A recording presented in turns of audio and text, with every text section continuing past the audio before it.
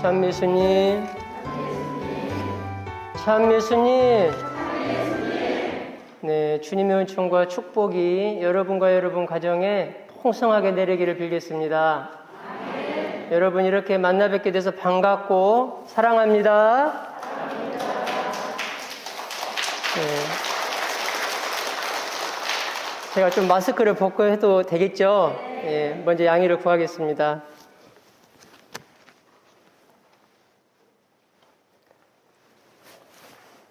네, 오늘이 그 하느님의 사랑 제1주인데 강의 들어가기에 앞서서 지난주에 이제 우리가 배웠던 것을 잠깐 복습을 하고 1주에 이렇게 강의 들어가도록 하겠습니다.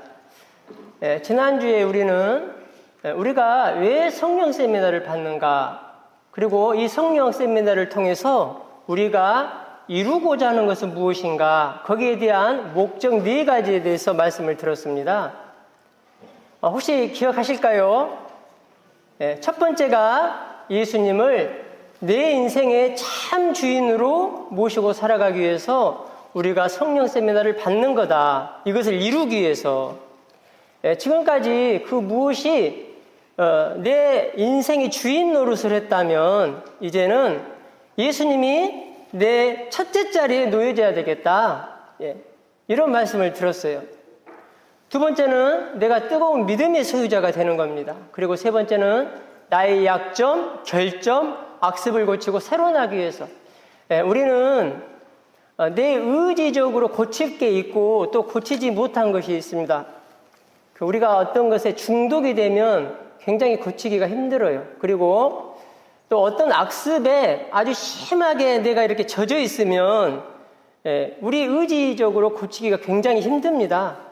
그렇기 때문에 이 성령 세미나 때 그 성령 하느님의 도움을 받아서 성령의 불로 태우고 물로 씻어서 우리가 새로 나야 되겠다, 거듭나야 되겠다, 이런 목적을 두고 우리가 성령 세미나를 받는 겁니다.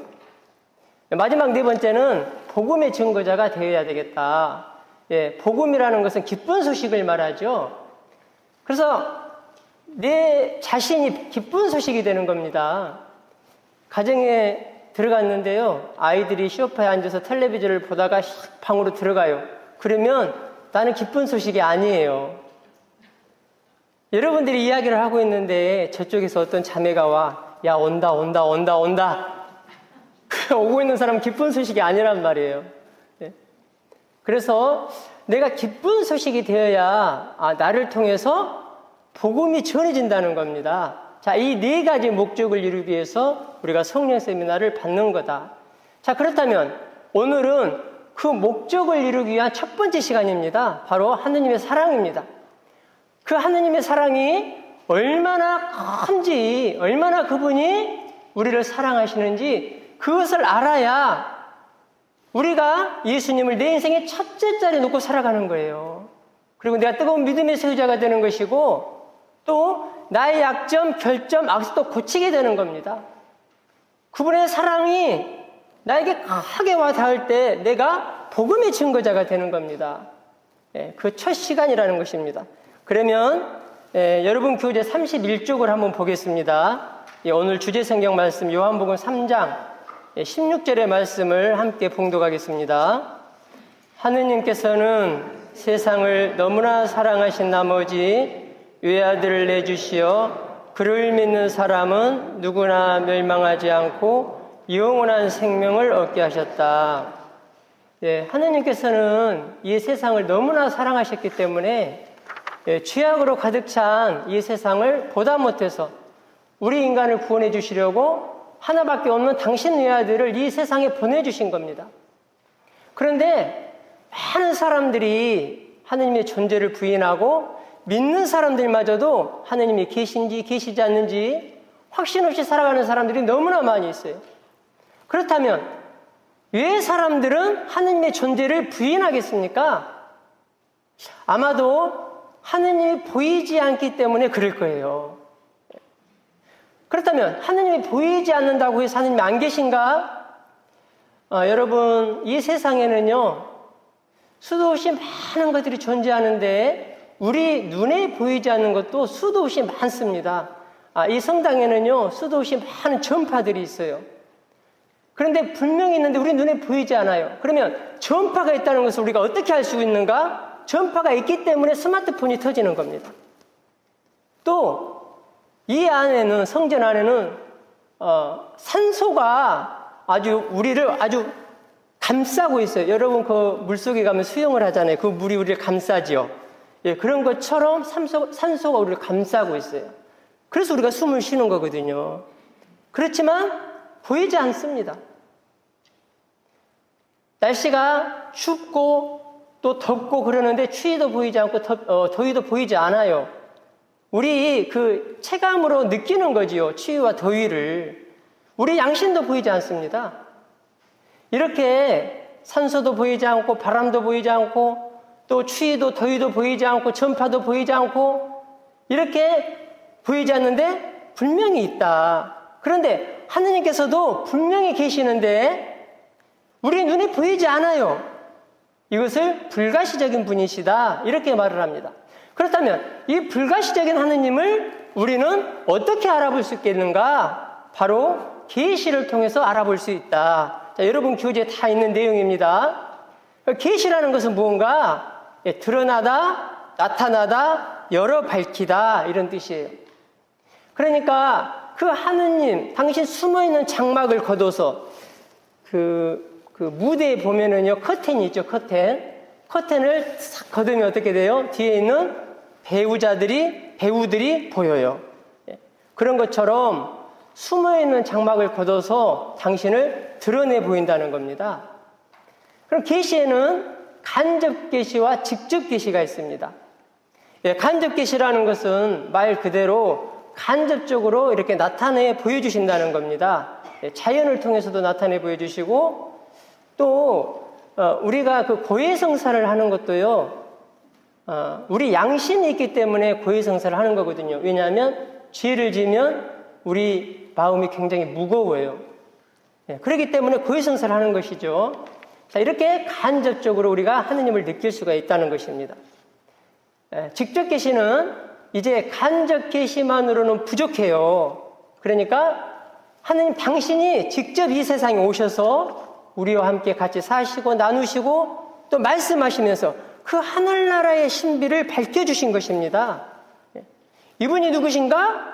바로 예수 그리스도이시다.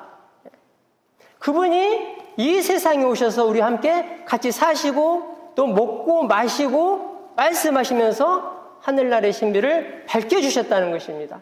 이렇게 직접적으로 보여준 것이 직접 계시다. 이것을 통해서 우리가 하느님을 알아볼 수 있다는 것이죠. 자, 그렇다면 이렇게 계시를 통해서 당신을 나타내 보여주신 하느님은 과연 어떤 분이신가? 여러분 교재 35쪽을 보게 되면 하느님은 사랑이십니다. 이렇게 나와요. 거기 요한 1서 4장 16절의 말씀을 함께 봉독해 보겠습니다. 하느님은 사랑이십니다. 사랑 안에 머무르는 사람은 하느님 안에 머무르고 하느님께서도 그 사람 안에 머무르십니다. 하느님을 한마디로 요약하면 사랑이시다. 이 말씀입니다. 그런데 이 사랑은 조건 없는 사랑이에요. 우리 인간은 이렇게 조건을 내세웁니다. 뭐 하면 사랑하고 그러지 않으면 사랑하지 않고. 그래서 혈연, 지연, 학연 이런 것들을 굉장히 많이 따져요. 그런데 하느님은 전혀 그런 걸 따지지 않으신다. 내 존재 자체 그대로 사랑해 주신다. 그래서 성경을 보게 되면은요, 예수님께서 사람을 어떻게 대하셨는지를 보게 되면 어떤 방식으로 하느님이 인간을 사랑했는지를 알 수 있습니다. 여러분들의 그 이해를 돕기 위해서 그 나병 환자에 대해서 잠깐 제가 예를 한번 들어보겠습니다. 나병 환자는 그 당시에 공동체 밖에서 살아간 사람들입니다. 공동체에서 추방당한 사람들이에요. 공동체에서 추방당했다는 것은 낙오자를 말합니다. 낙오자라는 것은 구원도 받을 수 없는 존재를 말합니다. 여러분 한번 생각을 해보세요. 내가 나병에 걸린 것도 억울한데, 누가 나병에 걸리고 싶어서 걸렸습니까? 근데 나병에 걸린 것도 억울한데 구원도 받을 수 없는 존재라는 것을 생각을 했을 때 그 사람은 얼마나 비참한 삶을 살아가는 사람인가? 그 사람에게는 조금도 희망이 없는 겁니다. 죽어서도 희망이 없어요. 그런 비참한 삶을 살아가고 있는 사람들이 나병 환자들이었습니다. 그런데 그 시대에 많은 나병 환자가 있었지만 오늘 제가 여러분들에게 소개할 이 나병 환자가 예수님을 만나서 치유를 받고 구원을 받습니다. 어느 날 나병 환자가 예수님의 소문을 듣게 돼요. 거기에 있는 수없이 많은 나병 환자가 예수님의 소문을 들었지만 특별히 이 환자가 예수님의 소문을 듣고 용기를 냅니다. 예수님 말씀 한마디에 마귀가 떨어져 나가고 그분을 만나기만 하면 중풍병자도 일어나고 죽은 사람도 살아나고 많은 사람들이 그분을 만나서 치유받았던 소문을 듣게 돼요. 그렇다면 나도 예수라는 분을 만나기만 하면 나도 구원을 받을 것이 아닌가, 치유를 받을 것이 아닌가, 아주 작은 희망을 가지고 아주 작은 그 믿음을 가지고 예수님을 만나려고 이제 결심을 하게 됩니다. 그래서 그 예수님을 만나기 위해서 이제 자신의 그 몸으로는 나아갈 수가 없어요. 왜냐하면 나병 환자라는 것이 금방 드러납니다. 그 시대의 나병 환자는 또 성한 사람이 올 것 같으면 나는 부정한 사람이요 미리 알려야 돼요. 그런데 누가 봐도 나병 환자라는 것을 금방 알 수가 있는데 그 몸으로 그 공동체 안으로 들어갈 수가 없어요. 그렇기 때문에 자기 몸을 감추는 무언가를 이렇게 뒤집어 썼을 겁니다. 그리고 예수님이 있는 곳을 조심스럽게 찾아서 갑니다. 자기 동료들이 야 너기 가면 돌 맞아 죽어 가지마. 많은 사람들이 말렸겠지만 많은 그 나병 환자가 말렸겠지만 이 나병 환자는 용기를 냅니다. 내가 기어이 예수님을 만나서 나도 다른 사람들처럼 치유를 받고 구원을 받고 말 거다. 그래서 용기를 내어서 그 예수님이 있는 곳으로 가요. 예수님이 눈앞에 보입니다. 그 군중을 조심스럽게 헤집고 가서 예수님 발 앞에 무릎을 꿇어요. 무릎을 꿇으면서 그 뒤집어 쓰고 왔던 그 옷을 벗습니다. 자신의 실체를 보여드리는 거죠.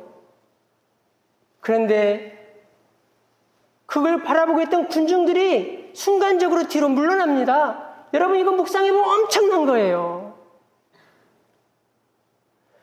그 나병 환자는 감히 그 공동체 안으로 들어올 수가 없어요. 지금 이 성당으로 들어오는 거예요, 여러분. 저 저주받은 인간이 여기가 어디라고 왔나? 저 버리지만도 못한 인간이 여기가 어디라고 왔나? 순간적으로 돌을 집은 사람도 있었을 것이고 저주를 퍼붓는 사람들도 있었을 것이고 독소를 퍼붓는 사람도 있었을 것이고 다양한 사람들이 있었을 거예요. 그 나병 환자가 예수님께 와서 무릎을 꿇고 주님께 청해요. 정말 간절한 마음으로 애절한 마음으로 주님께서는 하고자 하시면 저를 깨끗이 하실 수 있습니다. 주님 제가 소문을 들었습니다.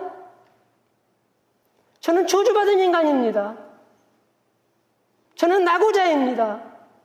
그렇지만 당신께서 제가 왔을 때 물리치지 않을 거라는 그 희망을 가지고 그 믿음을 가지고 제가 용기를 내어서 나왔습니다. 얼마나 애절하게 얼마나 간절하게 예수님께 매달렸을까. 그런데 많은 군중들은 그 사람들을 저주하고 버림받은 사람이라고 고래고래 소리를 지르는데 예수님은 달랐습니다. 그 나병 환자를 보면서 천한 마음이 들었어요. 그래서 성경을 보게 되면 가엾은 마음이 들었다 이렇게 나와요. 가엾은 마음, 가엾다. 이 말은 히라브로 에스플라그니스트라고 그러는데 내장에 진동이 온다 이런 뜻이에요. 무슨 말이냐면 그동안 그 나병 환자가 받았던 소름, 아픔, 고통 그 절규, 그 모든 아픔이 그대로 예수님께 전달되는 겁니다. 이게 가엾은 마음이에요. 예수님께서 손 하나를 그 나병 환자 머리에 얹습니다. 그리고 또 하나는 그 나병 환자 등에 올려요. 나병 환자는 참으로 그 따뜻한 사랑을 받아본 겁니다. 그 누구에게서도 그 따뜻한 사랑을 받지를 못했어요. 예수님의 그 따뜻한 사랑의 온기가 온몸으로 퍼지기 시작했습니다. 그러면서 다시 한번 애원합니다. 주님께서 하고자 하시면 저를 깨끗이 하실 수 있습니다. 그 소리를 듣고 예수님이 너무나 연민의 정이 복받쳐 오르는 거예요. 그래서 예수님께서 명령을 합니다. 천지창조를 하신 그 권능의 말씀으로 빛이 생겨라 했을 때에 그 빛이 생겼던 그 권능의 말씀으로 이 나병 환자에게 명령을 하는 거예요. 네가 하고자 하니 깨끗하게 되어라. 바로 그 순간에 나병이 가시고 새살이 돋기 시작했습니다. 사람들은 외적인 것을 보고 판단하고 멸시하고 무시하고 저주했지만 하느님께서는 그 사람 존재 자체를 사랑하신다는 거예요. 여러분, 나병은 추한 것이죠. 그런데 우리에게도 이런 추한 영적인 나병들이 있습니다. 우리 안에. 그런데 우리 안에 그렇게 영적인 추한 나병이 있다고 할지라도 주님께서는 여전히 우리를 사랑하십니다. 왜? 존재 자체를 사랑하시니까. 내가 죄를 지어도 사랑하셔요, 그분은. 그래서 우리 안에 있는 그 영적인 나병들을 제가 묵상해 봤어요. 우리 안에 수도 없이 많은 시기가 있고 질투가 있고 미움이 있고 험담이 있어요. 교만도 있고 인색함도 있고 이런 것들이 영적인 나병이에요. 이런 분노하는 것. 그렇지만 이런 것들이 있다고 할지라도 주님께서는 우리를 여전히 사랑한다는 것입니다. 자, 그렇다면 우리 존재 자체를 사랑하신 하느님께 우리도 그 나병 환자처럼 우리의 영적인 나병을 고쳐달라고, 내 육적인 질병을 치유해달라고 우리도 주님께 청해야 할 것입니다. 주님께서 하고자 하시면 제 안에 있는 시기나 질투나 미움이나 헌담이나 교만이나 분노나 두려움이나 우울증이나 치매나 암이나 이런 것들로 병들어 있다고 할지라도 주님께서 하고자 하시면 저희 이런 모든 것들은 깨끗이 나을 수 있겠습니다. 여러분들이 그렇게 고백할 때 주님께서 그렇게 해주마. 깨끗하게 되어라. 여러분들이 이 강의를 들으면서 그 존재 자체를 사랑하시는 그 하느님께 여러분들이 말씀을 드리세요. 그러면 이 나병 환자처럼 주님께서 치유해 주실 거라고 여러분들이 믿으셨으면 좋겠습니다. 자, 이렇게 하느님은 사랑이신데, 자, 그 인간에 대한 사랑은요, 천지 창조 때부터 시작된 겁니다. 자, 교재 36쪽 한번 보겠습니다. 하느님 사랑의 시작. 천지 창조. 네, 이사야서 45장 12절의 말씀을 함께 봉독할까요? 바로 내가 땅을 만들었고 그 위에 있는 인간을 창조하였다. 하느님께서 이 세상을 창조하신 이유는 두 가지가 있는데, 가톨릭 교리서를 보게 되면 첫 번째가 당신의 영광을 위해서 창조하셨습니다. 당신이 얼마나 위대하시고 얼마나 크신 분인지 당신의 업적과 선하심을 드러내시려고, 그래서 창조물과 나누려고 창조하신 거예요. 자, 두 번째가 뭐냐면 우리 인간을 위해서 창조하셨어요. 우리 인간에게 주시려고, 또 행복하게 누리고 살으라고. 그래서 그분의 아주 세심하고 배려하심은 우리 인간의 머리로는 헤아릴 수가 없습니다. 그런데 여기에서 우리는 우리 인간을 마지막에 창조하셨다는 것에 좀 주목을 해봐야 할 필요가 있어요. 무슨 말이냐면 우리 인간이 좀 더 불편하지 않도록 또 행복하게 살 수 있도록 모든 것을 갖춰 놓으시고 하느님께서 마지막 날 우리 인간을 창조하셨다. 마치 부모님이요 자녀들을 시집 보내고 장가 보낼 때 조금도 불편하지 않도록 집을 하나 장만해서 하나부터 열까지 모든 것을 갖춰 놓으시고 그리고 모든 인테리어를 해놓고 모든 전자제품을 다 갖춰 놓고 거기서 행복하게 살으라고 하는 것과 같다. 이렇게 하느님께서 모든 것을 갖춰 놓으시고 인간을 마지막 날에 창조하셨다는 것이죠. 실제로 인간은요, 우리 원조인 아담과 하와는 낙원에서 하느님과 그렇게 행복하게 살았었습니다. 그래서 그 언제 이후에 인간에게는 고통도 없었고 죽음도 없었고 또 탐욕의 지배도 받지 않았고 완전히 질서 잡힌 존재로 흠없이 하느님과 영원히 살 수 있었어요.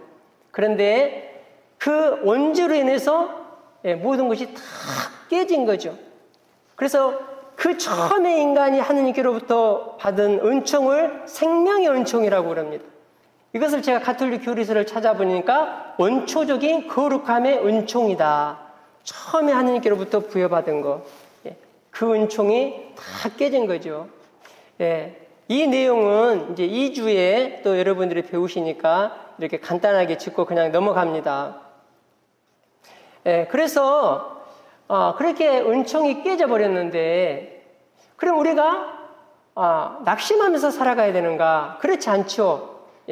예수님을 통해서 다 구원을 받았기 때문에 기쁘고 행복하게 하느님께서 창조하신 이 작품을 누리면서 살아가야 하는 것이죠. 여러분 그 해마다 달라지는 그 철마다 이 철마다 달라지는 이 세상의 색깔을 한번 봐보세요. 봄에는 하느님이 꽃으로 물들여 놓습니다. 저는 이 봄을 가장 좋아해요. 봄, 여름, 가을, 겨울에서 겨울 중에서. 왜냐하면 제가 꽃을 좋아하기 때문에. 그래서 해마다 그 제 아내하고 여행을 몇 번 이렇게 다닙니다. 봄, 가을은 무조건 가요. 근데 그 어느 때 가냐면 벚꽃 필 때 가요. 벚꽃 필 때. 그 여행을 딱 가면은요, 여기 대한민국이요 전부 꽃밭이에요, 여러분. 너무 아름다워요. 그리고 여름에는 푸르름으로 물들여 놔요, 하느님이. 실록의 계절이죠. 그리고 가을에는 단풍으로 물들여 놓습니다. 제가 몇 년 전에 이제 이렇게 강원도에 이제 제 아내하고 이렇게 그 산을 간 적이 있는데, 이제 정상에 올라갔다가 이제 중간쯤 이렇게 내리막길을 이렇게 한참 내려가는데, 어느 중간 지점에 탁 들어갔는데요. 분위기가 싹 달라지는 거예요. 마치 그 밤에 어떤 조명 안에 들어온 느낌? 그런 느낌의 단풍들이 싹 둘러싸고 있는 거예요. 너무나 아름다웠습니다, 단풍이. 그 단풍잎 하나하나가 너무너무 선명한 거예요. 병든 단풍잎이 하나도 없어요. 그 너무 아름다워서 그 단풍잎을 바라보면서 너무 아름답게 창조하신 그 하느님을 찬미하고 있었는데, 바로 그 순간에 하느님께서 저에게 내적으로 주신 말씀, 네가 그렇게 바쁘고 그렇게 분주하게 살아가고 있는 너를 보고 이 아름다움을 만끽하라고, 이 아름다움을 보면서 나를 느끼라고 그 바쁜 와중에 이 산으로 내가 너를 오늘 불렀다. 그래서요, 한 30-40분 정도 거기서 힐링을 하면서 이렇게 내려왔습니다. 저뿐만이 아니고요, 거기 등산 오신 분들이 다 거기서 쉬면서 그 촬영을 하고 동영상을 찍고 그러더라고요. 이렇게 가을에는 단풍으로 물들여 놔요, 하느님이. 또 겨울에는 새하얀 눈으로 이렇게 물들여 놓죠. 그래서 이것은 당신의 영광을 위해서도 창조해 놓으셨지만 우리 인간의 개개인을 위해서도 하느님께서 창조해 놓으셨다는 것입니다. 자, 이것이 하느님의 사랑의 표현이라는 거예요.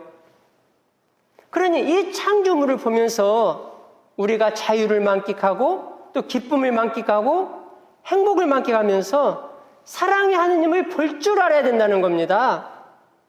이것을 볼 줄 모르고 그저 주저앉아 있고 절망하고 낙심하고 우울해하고 있다면 하느님께서 얼마나 마음 아프게 아파하시겠는가. 내가 뭘 더 너희들에게 보여주어야 너희들은 나를 느낄 수 있겠니? 뭘 어떻게 더 너희들에게 보여주어야 너희들은 행복하게 살 수 있겠니? 하면서 마음 아파하실 거라는 거죠. 그리고 그것을 볼 줄 모르고 살아가는 나는 얼마나 불쌍한 사람인가. 여러분, 우리가 욕심내지 않고 하느님 안에서 기쁘고 행복하게 살아가다 보면 다 잘되게 되어 있습니다. 하느님 안에서 다시 말합니다. 기쁘고 행복하게 살다 보면 다 잘되게 되어 있다. 그래서 시편 37편 4절에서 이렇게 말씀하셔요. 하느님 안에서 즐거워하여라. 그분께서 내 마음이 청하는 바를 주시리라. 우리가 하느님 안에서 즐거워하다 보면 그 행복이라는 부메랑이 우리에게 다시 돌아오게 됩니다. 그러니 우리는 이 큰 사랑을, 이 선물을 주신 그 큰 사랑을 우리는 감사하면서 개선장군처럼 나아가야 된다. 이 신앙생활을 할 때. 자, 개선장군은요, 싸움에서 이기고 돌아온 장군을 말해요. 그러면 싸움에서 이기고 돌아온 그 장군이 얼마나 기쁘겠어요. 그죠? 예. 우리 신앙생활이 그래야 된다는 거예요. 우리가 영적 전쟁에서 승리하는 삶을 살아가는 겁니다. 여러분들이 영적 전쟁에 승리해서 지금 살아가고 있는 거예요. 예수님 안에서. 그러니 기쁘게 살아가야 된다는 것입니다. 자, 이렇게 하느님 사랑은 천지 창조 때부터 이렇게 시작되었다는 겁니다. 자, 그 다음에 37쪽을 한번 보도록 하겠습니다. 자, 사랑 자체이신 하느님. 이사야서 49장 15절의 말씀을 함께 봉독하겠습니다.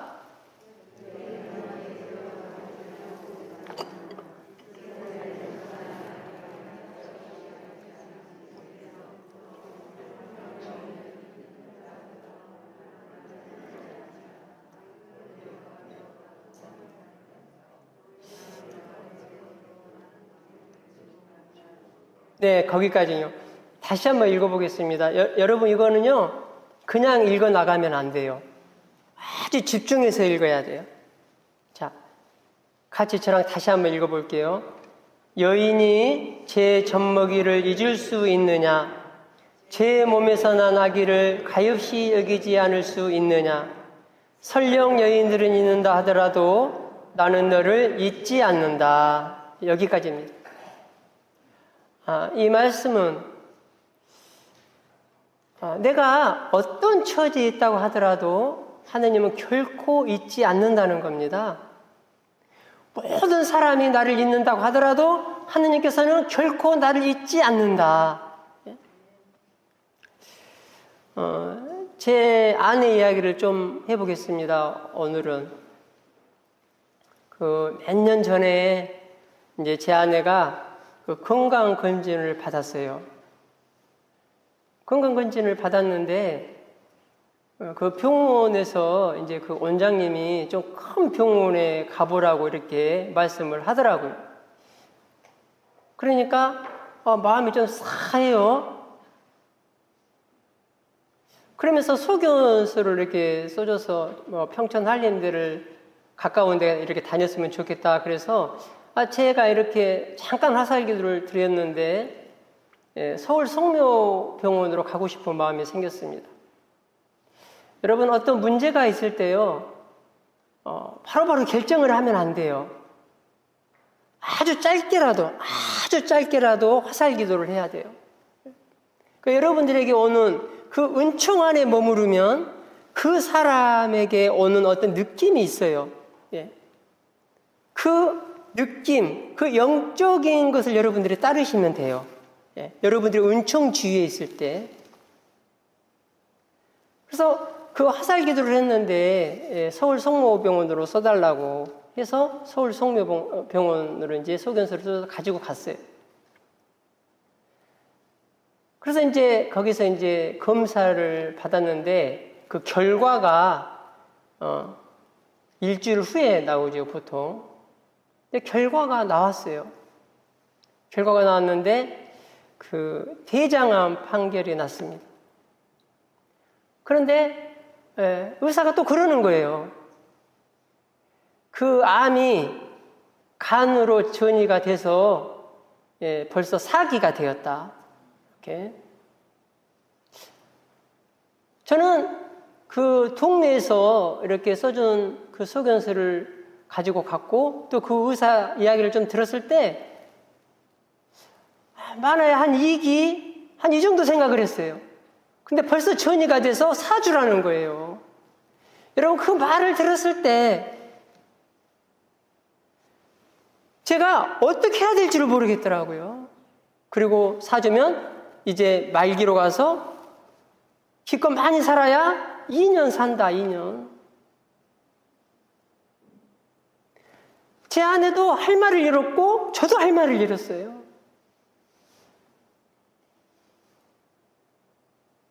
그래서 수술 날짜를 잡아놓고 집으로 왔습니다.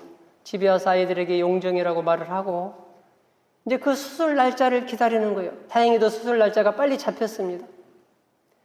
다시 서울 성모병원에 가서 아내를 병원에 입원시켜 놓고 저는 이제 집으로 왔지요. 저희 가정은 매일같이 저녁마다 저녁 기도를 함께 모여서 기도를 합니다.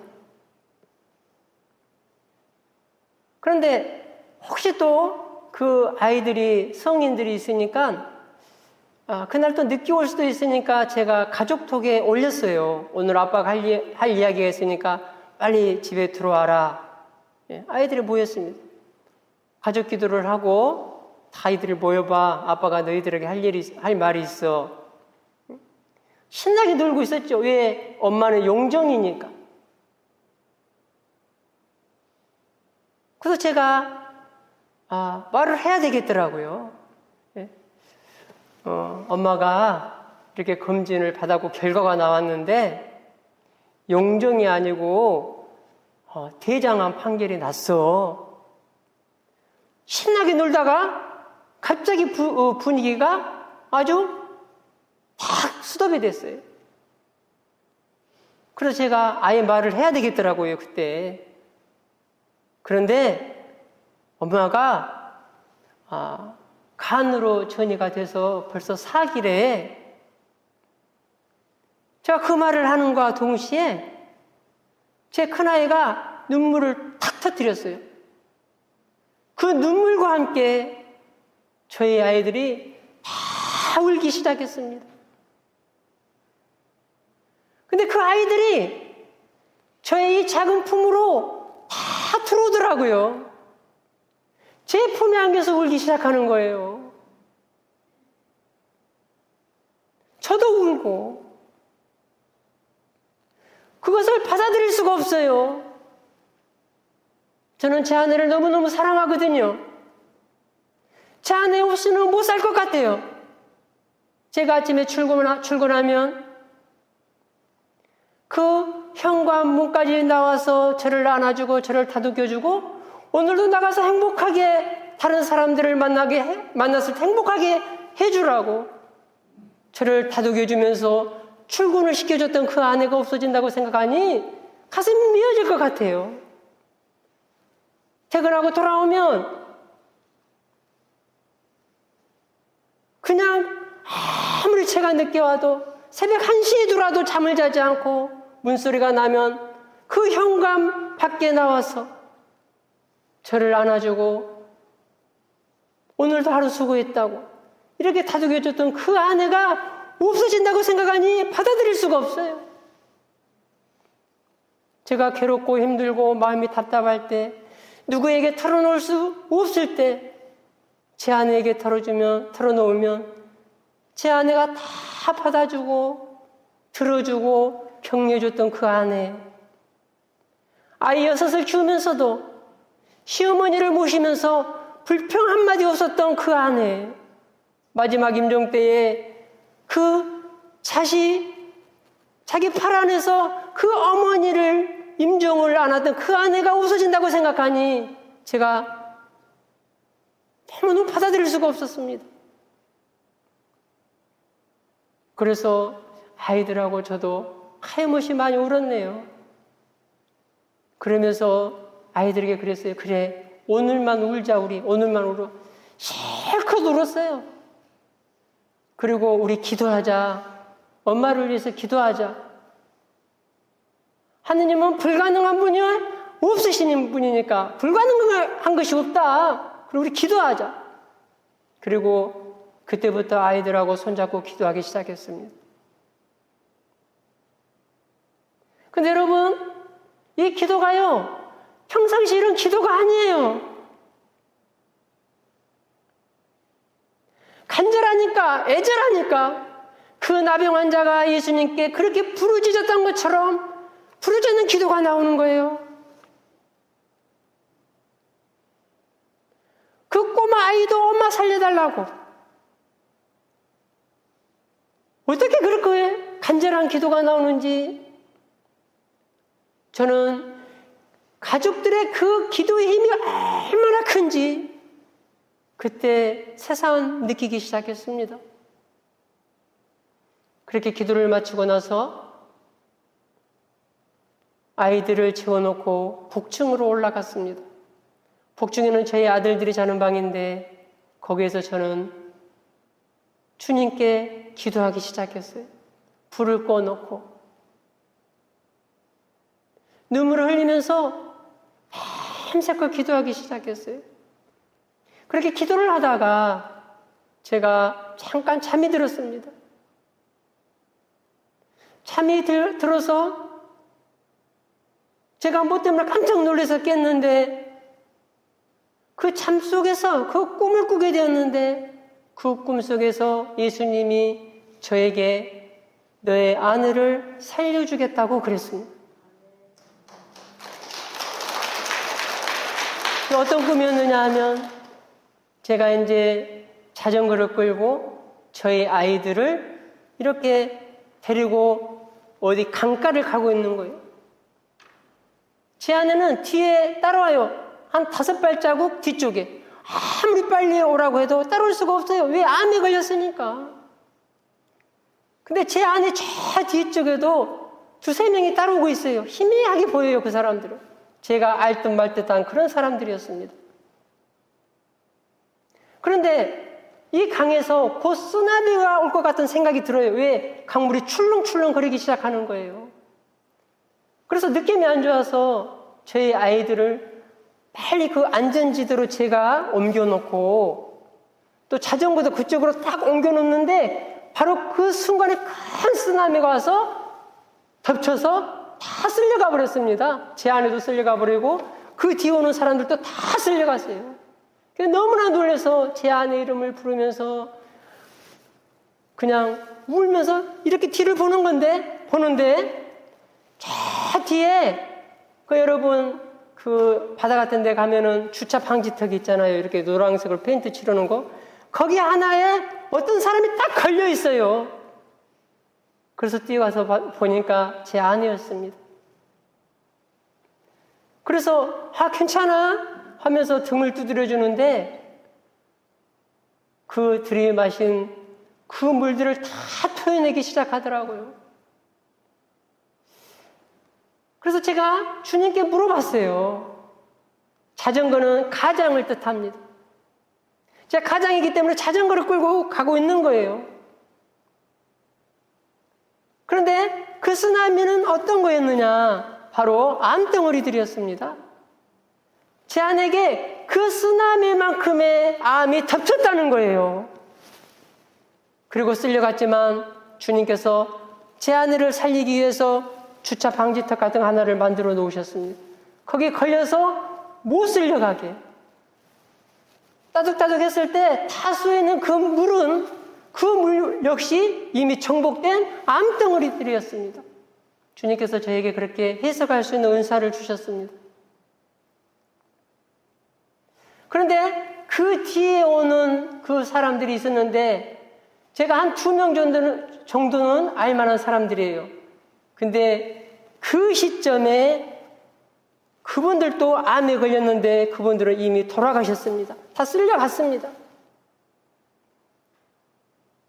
그래서 제가 그 꿈을 꾸고 나서 병원에 있는 제 아내에게 그 말을 해줬어요. 당신은 건강하게 될 거다. 완치될 거다. 그랬더니 안 믿어요.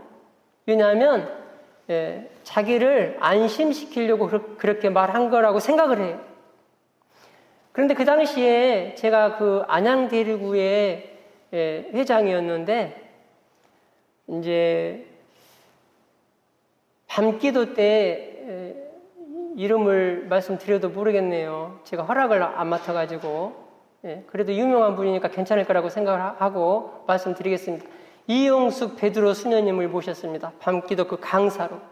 이분은 우리 한국에서 애연의 은사로 1인자라고 김대훈 모세 신부님도 인정을 해주시는 분입니다.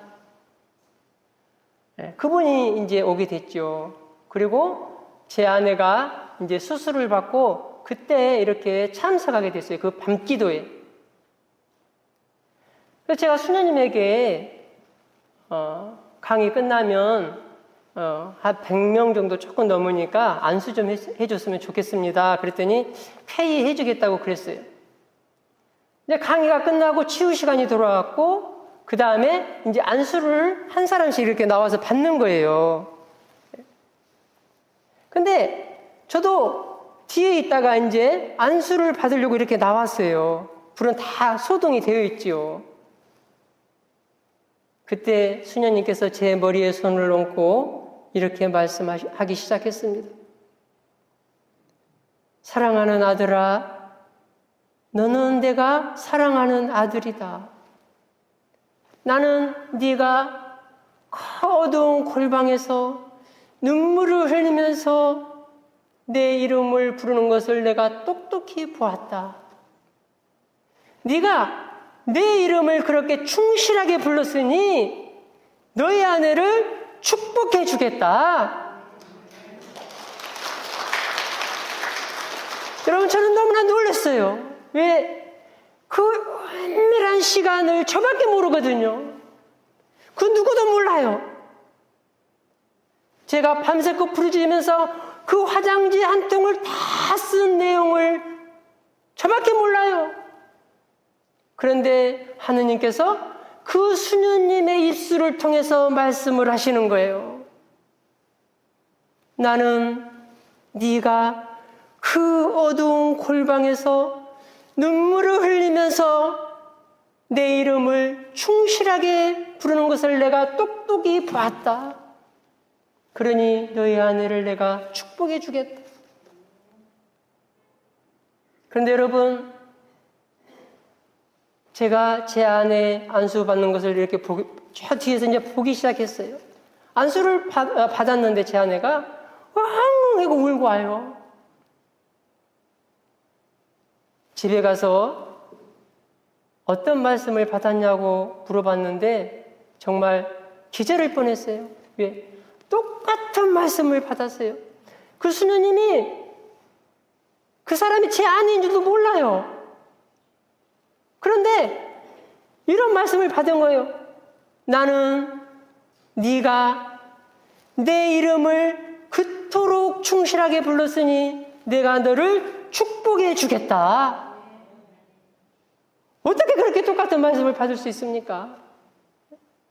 너무너무 놀란 거예요.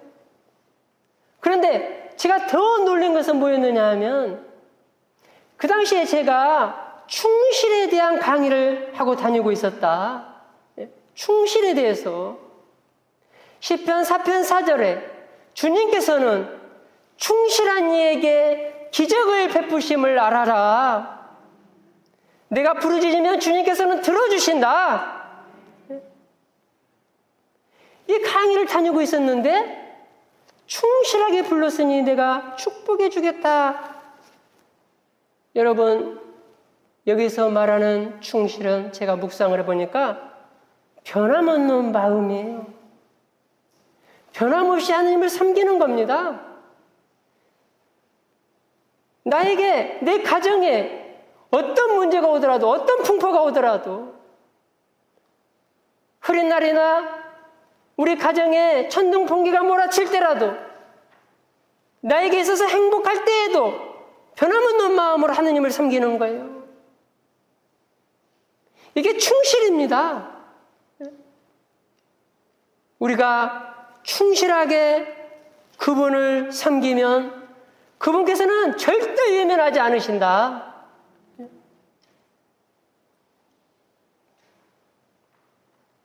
제 아내가 이제 5년이 좀 넘었습니다. 한 달 전에 이제 모든 검사를 마치고 그 결과를 받으러 갔는데 그 의사가 완치 판결을 내렸습니다.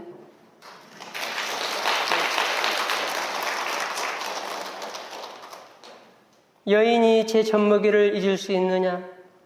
제 몸에서 난 아기를 가엾이 여기지 않을 수 있느냐? 설령 여인들은 잊는다 하더라도 나는 너를 잊지 않는다. 사랑 자체이신 하느님께서는 어떤 상황에서도 나를, 우리를 또는 우리 가정을 잊지 않는다는 것을 여러분 믿으시기 바랍니다. 하느님께서 다양한 방법으로 각자 처지에 맞게, 각자 상황에 맞게 사랑의 하느님 당신을 체험하게 해주신다는 것입니다. 다음은 교재 39쪽을 한번 보겠습니다. 우리를 자녀로 삼아주시는 자비와 용서의 하느님. 자, 이 소주제 안에서 우리는 두 가지로 나눠서 볼 수 있을 것 같아요. 첫 번째는 우리를 자녀로 삼아주시는 하느님. 두 번째는 자비와 용서의 하느님. 자, 이 두 가지로 나눠서 보면 좋을 것 같다, 이 말씀입니다. 여러분, 인간이 하느님의 자녀가 된다는 것은 그 어떤 것과도 비길 수 없는 큰 은총임의 영광이죠. 어떤 신이 피조물을 자녀로 여겨줍니까? 또 아빠가 되어줍니까? 있을 수 없는 일이에요. 우리가 알고 있는 고대의 신들은 인간이 자신들에게 뭔가 바치기를 강요했습니다. 그래서 물론 그런 신들은 있지도 않았지만 인간이 무지해서 그런 신들을 만들어낸 거였죠. 그래서 그런 신들에게 재물도 바치고 동물도 바치고 사람도 잡아다 바쳤어요. 여러분, 과달루페를 한번 보세요. 그 과달루페 돌뱀에게 1년에 2만 명 이상 어린아이들을 잡아다 바쳤습니다. 그 돌뱀이 뭐라고? 그런데 성모님께서 거기에 발현하셔서 다 청산하신 거죠. 그런데 우리가 믿고 있는 하느님은 어떤 분이시냐 이거예요. 사람들이 돌에다 빌고 나무에다가 빌고 그 태양에다 빌고 그 하찮은 미물인 그 돌뱀에다 비는 그런 죽어있는 신이 아니라 우리가 믿고 있는 하느님은 정말 우리 인간의 생사화복을 주관하시고 또 이 우주 만물을 창조하시고 시작도 없고 끝도 없으신 알파의 오메가이신 하느님, 열면 닫을 자가 없고 닫으면 열 자가 없는 전지전능하신 하느님, 이 하느님이 우리가 믿고 있는 하느님이다. 우리 아버지시다. 이분이. 이분을 우리가 믿는 겁니다. 그런데 이렇게 전능하신 하느님인데도 불구하고 뭐가 아쉬워서 우리를 자녀로 삼아주셨느냐 이거예요. 또 아빠 아버지로 부르라고 하셨냐 이거예요. 그리고 자녀이니까 그 하늘나라까지도 상속으로 줘버리는 정말 사랑의 눈이 멀어버린 정말 어리석은 하느님이에요, 여러분. 우리 인간의 눈으로 봤을 때 말이죠. 이 사랑의 깊이를 그 무엇으로 잴 수 있겠어요, 여러분? 이 세상에 어떤 자로도 잴 수가 없습니다. 측량할 수가 없어요. 정말 그 하느님을 사랑하는 사람만이 그 하느님을 정말 아빠, 아버지로 여기는 사람만이 그 마음으로 그 하느님의 사랑을 조금이나마 잴 수가 있어요. 이렇게 하느님께서는 우리를 자녀로 삼아주시는 사랑의 하느님이시다. 그 다음으로는 자비와 용서의 하느님이십니다. 어떤 분들은요, 그런 사랑의 하느님을 알아보지 못하고 무서운 분, 또 두려운 분으로 여기시는 분들이 많이 있습니다. 내가 조금만 잘못해도 하느님께서 벌 주시는 분으로 생각하는 분들이 꽤 많이 있어요.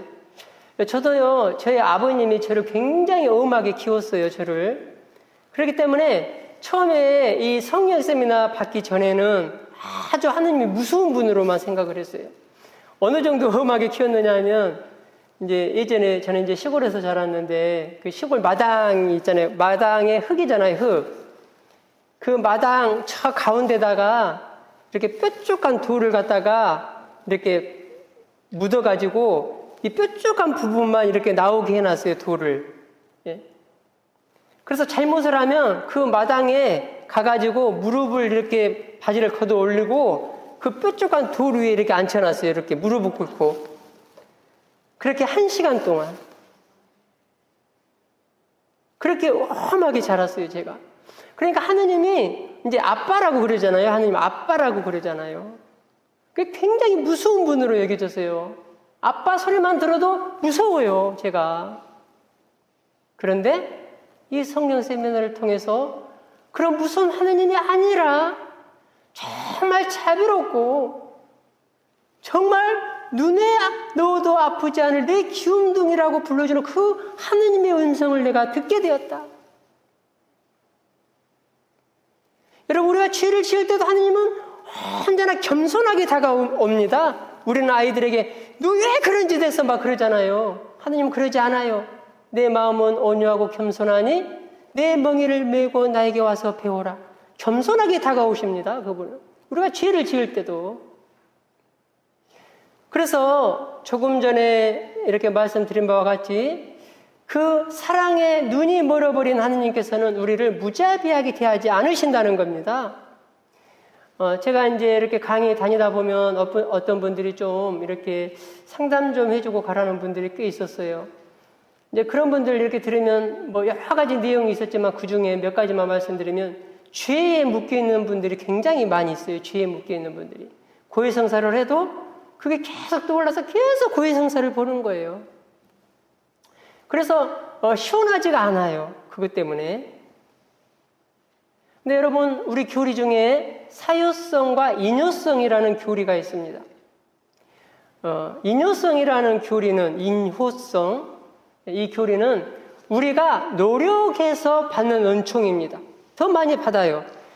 여러분들이 이렇게 성령 세미나를 하는 분들하고 지금 여기서 말씀을 듣고 찬양을 하고 이런 교육을 받는 분들하고 집에서 텔레비전 보고 있는 분들하고는 받는 은총이 다르다는 거예요, 이게.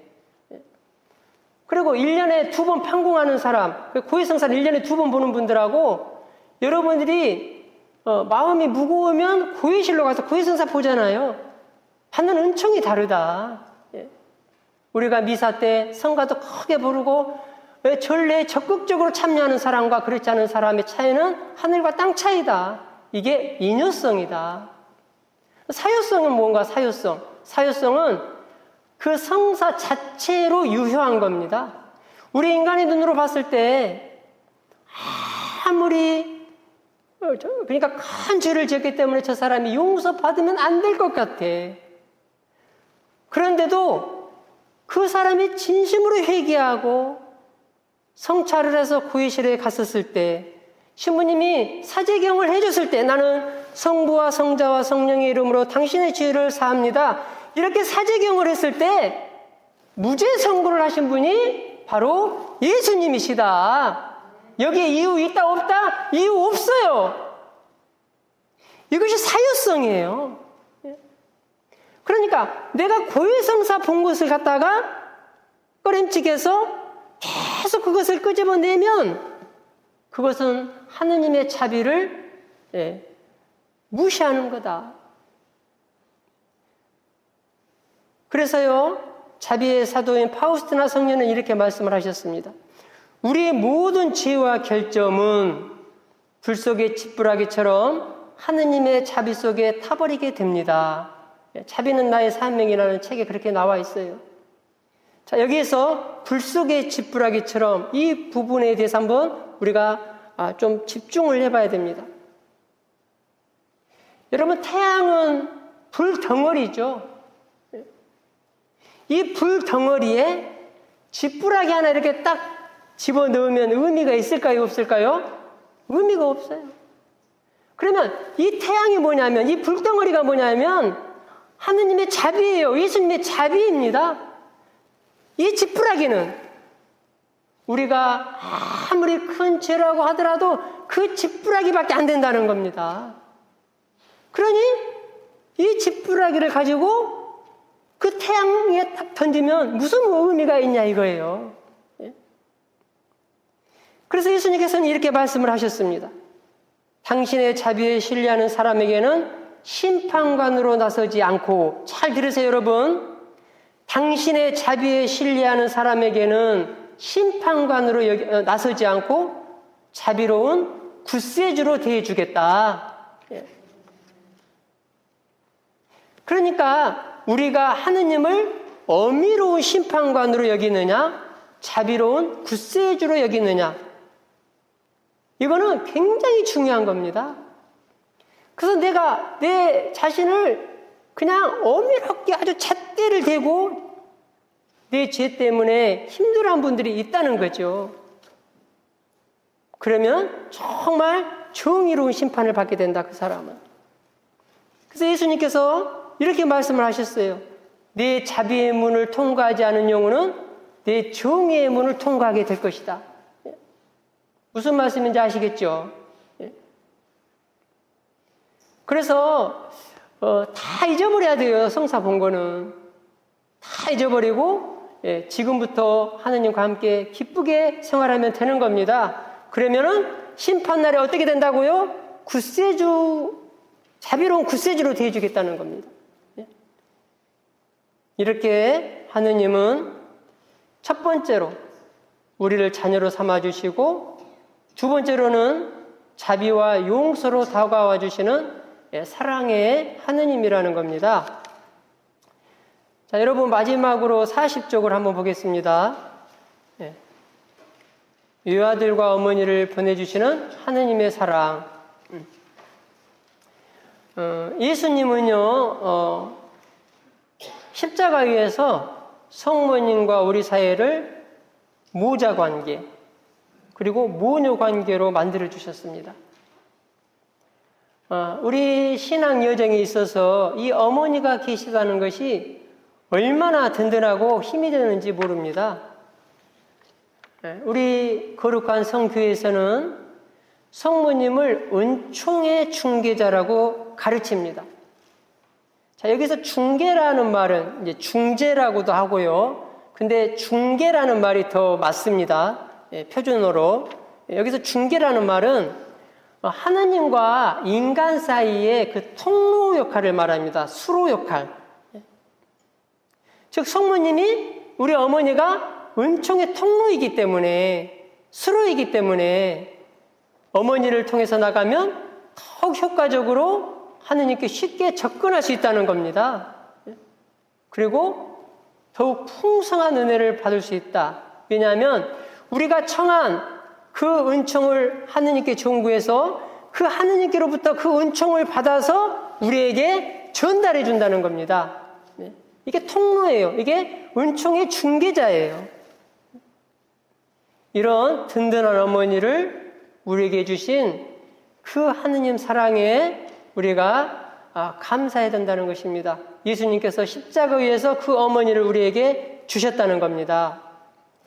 여러분, 시간이 다 되었기 때문에 마무리를 하도록 하겠습니다. 지금까지 성령세미나 제1주 하느님 사랑에 대해서 말씀을 드렸습니다. 하느님은 보이지 않는 불가시적인 분이신데 그 불가시적인 하느님을 우리는 계시를 통해서 알 수 있다. 그래서 하느님은 그 계시를 통해서 당신을 드러내 보여주신다는 겁니다. 그러면 이 계시를 통해서 드러내신 하느님은 어떤 분이신가? 바로 사랑의 하느님이라는 겁니다. 이 사랑의 하느님은 우리 존재 자체를 사랑하신다. 그리고 우리를 자녀로 삼아주시고 또 자비와 용서로 다가오시는 그 지극한 사랑의 하느님이시다. 그리고 하나밖에 없는 당신의 아들마저도 아낌없이 우리 구원을 위해서 내어주셨고 어머니까지도 우리를 이렇게 내어주셨다. 이런 내용이었습니다. 여러분, 성령 세미나 잘 받으시고 이 성령 세미나를 통해서 여러 번 받으신 분도 계시겠지만 저는 처음에 이 성령 세미나를 받을 때 그런 각오로 받았습니다. 내 신앙 생활에 있어서 그리고 내 그 일생일대에 있어서 큰 획을 긋는 그 세미나가 되어야 되겠다. 내 이 세미나를 통해서 내 개인 역사에 있어서 큰 획을 내가 한번 그어봐야 되겠다. 어떤 그런 각오로 성령 세미나를 받았습니다. 여러분, 그렇게 잘 받으셔서 하느님 안에서 늘 행복하시고 또 기쁜 중에 신앙생활 하시는 여러분들이 되시기를 바라겠습니다. 감사합니다.